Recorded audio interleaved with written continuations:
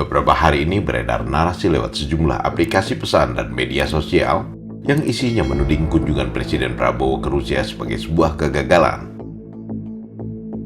Tak tanggung-tanggung, Prabowo disebut dalam tanda kutip dipukul Putin karena tak dapat diskon minyak. Perjalanan ke Rusia juga dianggap sebagai pemborosan. Ini bukan kritik biasa. Ini bentuk serangan khas dari mereka yang kegerahan sejak Prabowo menjadi presiden. Narasi jahat yang mereka hembuskan sengaja memelintir fakta. Kunjungan Prabowo ke Moskow 13 April 2026 jelaslah bukan jalan-jalan. Prabowo bertemu Putin sekitar 5 jam. Hasilnya nyata, kesepakatan kerjasama energi jangka panjang. Rusia sepakat memasok minyak mentah dan LPG ke Indonesia hingga akhir 2026. Alhamdulillah cukup menggembirakan bahwa kita akan mendapat pasokan crude dari Rusia dan juga dari pihak Rusia akan siap membangun beberapa infrastruktur yang penting dalam rangka meningkatkan cadangan dan ketahanan energi nasional kita. Selain itu kita juga melakukan komunikasi terkait dengan LPG. Kita tahu bahwa LPG kita kurang lebih sekitar 7 juta ton setiap tahun kita impor dan sekarang kita lakukan diversifikasi dan insya Allah kita juga akan mendapat support. Tetapi yang ini masih butuh perjuangan, masih butuh komunikasi 2 atau 3 tahap. Tapi kalau crude-nya saya pikir udah hampir final. Pasti pertanyaan kemudian adalah apakah dengan kita membeli crude dari Rusia, kemudian bagaimana perjanjian kita dengan negara lain termasuk dengan Amerika? Saya katakan bahwa kebutuhan crude kita setiap tahun itu kurang lebih sekitar 300 juta ton, 300 juta barel. Jadi semuanya kita ambil, mana yang menguntungkan untuk negara kita harus kita lakukan. Harga itu tetap kita akan mencari harga yang terbaik. Yang jelas kita akan mencoba untuk tidak boleh lebih daripada harga pasar. Harga di bawah pasar itu jauh lebih baik, tapi minimal sama dengan harga pasar. Indonesia tak pernah secara resmi mengajukan diskon pada Rusia. Yang diminta adalah pasokan stabil, kerjasama jangka panjang, dan kepastian volume. Maka ketika mencuat narasi Prabowo minta diskon tapi ditolak Putin, ini sudah bukan lagi kritik, tapi logical fallacy alias sesat pikir. Cerita warung kopi yang dibesar-besarkan ala orang tak punya kerjaan. Diplomasi energi itu memastikan tangki tidak kosong, bukan memburu label obral. Toh kenyataannya Indonesia dapat komitmen pasokan, tidak dalam format potong harga adalah normal. Di pasar energi yang sedang ketat, negara besar pun jarang membawa diskon sebagai agenda utama. Dalam pernyataan resminya, Kedutaan Besar Rusia di Jakarta memastikan ada pelintiran di balik narasi yang beredar.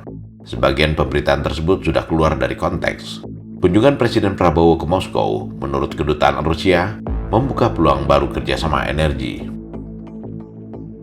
Soal diskon, Duta Besar Sergei Talchenov memang menyebut tak ada lagi diskon besar seperti 2022. Itu fakta, tapi di sini ceritanya berubah.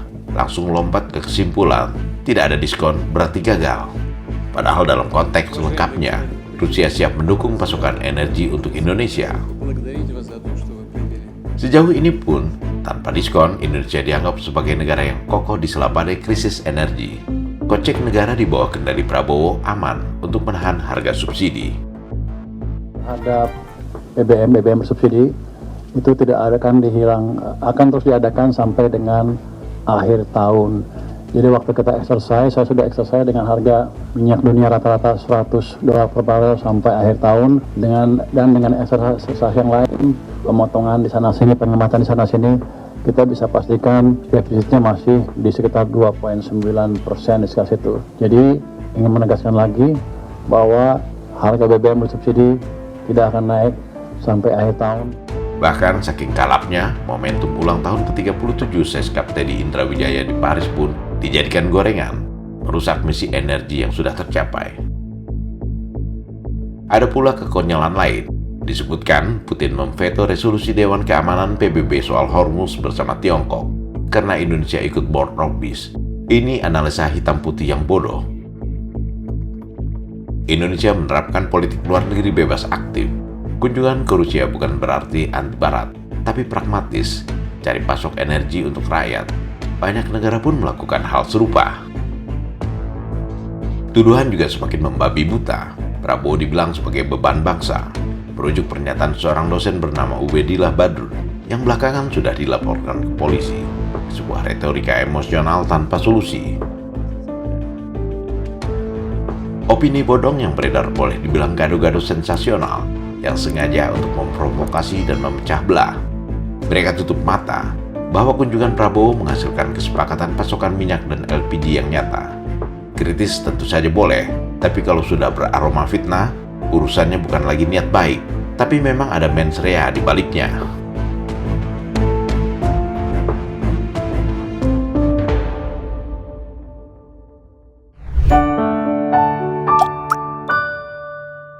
Men of our time.